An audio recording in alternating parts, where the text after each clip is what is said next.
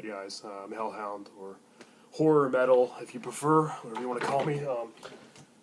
I just saw Spider-Man: Homecoming, and now I'm going to tell you what I thought about it. Now, I wasn't planning on making a video about this because I didn't do one for Logan, I didn't do one for Guardians of the Galaxy Volume 2, I didn't do one for Wonder Woman, but here you go. Here are my thoughts on those three. I liked them. I thought they were great. They were really good.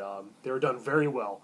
I liked all three of them, and I wasn't planning on making a video for any of those. I tackled all the superhero movies that came out last year, 2016. I got to all those, and this year I just thought, I'm not going to do that again. I just don't feel like it, but I got to rant about this movie. Okay, yeah, Spider-Man: Homecoming. I was very disappointed. I didn't like it much at all. There were certain things I liked about it, certain things I thought they did really well, but mostly it was not a good balance. Okay, well, let's get to the things I didn't like first. Aside from Tom Holland as Peter Parker, Spider-Man, and Michael Keaton as Adrian Toomes / the Vulture, more on him later, I hated the cast. Who the hell casted this thing? Okay, that was not Flash Thompson. That was not Liz Allen. And don't you dare tell me that was Ned Leeds. Because if that was supposed to be Ned Leeds, that's a bigger insult than what they did to the Mandarin in Iron Man 3. I've liked every single Marvel Cinematic Universe movie thus far. Some of them had their flaws. I didn't really care for Iron Man 2 or Iron Man 3, mostly because we did to the Mandarin. But, wow, what the hell did I just watch? Oh my god, I feel violated. I feel like I need to take a shower. And, maybe I'm reading too much into it. Maybe I'm being too harsh, but... Okay, well... God, where do I even begin? Okay, yeah, I hated the cast. Oh my god. He has a fat Asian friend named Ned, who, again, better not friggin' be Ned Leeds, because that is not Ned Leeds. Wow. He was so friggin' annoying. I hated this character. He was just like the typical comic relief. Why does every superhero have to have a fat, annoying sidekick, an annoying friend now? And why did he have to find out his secret identity so soon? It's bad enough that Iron Man, Tony Stark, played by Robert Downey Jr., who was shoehorned into this movie because Marvel thinks that they can't sell tickets unless he's in it, even though Spider-Man is their most marketable character. Hello? What the hell? Okay, yeah, it's bad enough he knew who Peter Parker was. I don't know how. I guess he's just keeping tabs on everybody. He's got surveillance everywhere, so he knew he was Peter Parker. Then his fat friend had to find out, so I was like, okay, could that be it?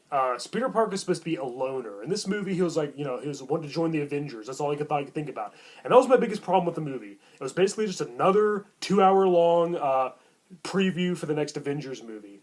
However, it wasn't as bad as I thought it was going to be in that respect. Iron Man was in it a lot. He saved Spider-Man a bunch of times. It's like, isn't this Spider-Man movie? Isn't he supposed to be the hero? There's a lot of times where he didn't really save the day. He just kind of got lucky. I love seeing Spider-Man in his costume, swinging around on his webs, shooting his webbing. I love seeing that. But, okay, Tony Stark supplied him with his costume this time, and, it's got a built-in AI, it's got a chick's voice who talks to him all the time, just like Tony Stark has Jarvis in the Iron Man movies. Okay, why does Spider-Man have that again? When did he ever have that in the comics? She says, web shooters activated, yada yada, and she talks way too much. She never shuts up. She makes jokes. There's way too many jokes in this movie. There's way too much comedy. And I know that's a huge complaint towards the MCU, but until now, I was defending it. I told him no, there's a lot of serious moments too. This movie needed more serious moments. There's no flashbacks to how he got his powers. I didn't want them to do the origin story again because we've seen it so many times, but I really would have loved to have seen a flashback with him holding a dying Uncle Ben in his arms. This movie needed it. Plus, they screwed up the origin in the 2002 Spider-Man, and which is still the best. Spider-Man 2. And they screwed up the origin of the 2012 Amazing Spider-Man 2. Neither one of them were accurate to the comics, so I was hoping they'd get it right this time. But all we got was, I was bit by a spider, telling his fat friend Ned, who was so friggin' annoying. I couldn't stand this character. That was about it. That was it. That was the origin. I guess we're never going to see it. So. But if they showed Uncle Ben dying, they probably would have found a way to put a joke in there too. Oh, Peter, I'm dying. Uncle Ben, I don't know. Then somebody farts or something. I don't know. They would have found a way to put a joke in there. Because there's way too much comedy in this movie. There were a few serious moments. There were a few moments of tension, and was it just me or that was another thing I was defending was Tom Holland's voice. He sounds very young. He's very whiny. He has kind of a wimpy voice. Now, I thought he was a good Peter Parker. I think he's a good Spider-Man. He really won me over. I loved him in Civil War. I thought he was really good. All the other characters know he's young. They know he's a teen, which didn't really bother me. It did at first because, like in the other movies, whenever he's unmasked, people are like, oh, he's just a kid. Everybody thought he was older, an older man. In this movie, there's no doubt. His voice is he sounds very young. Hopefully he'll hit puberty for the next movie, but that wasn't really a big issue. I kind of wish he disguised his voice a little bit, because even one character figures out who he is because of his voice, pretty much alone. He doesn't disguise it at all for Spider-Man, like like Tobey Maguire and Andrew Garfield did, just a little bit. They actually could have maybe passed for men, instead of a kid.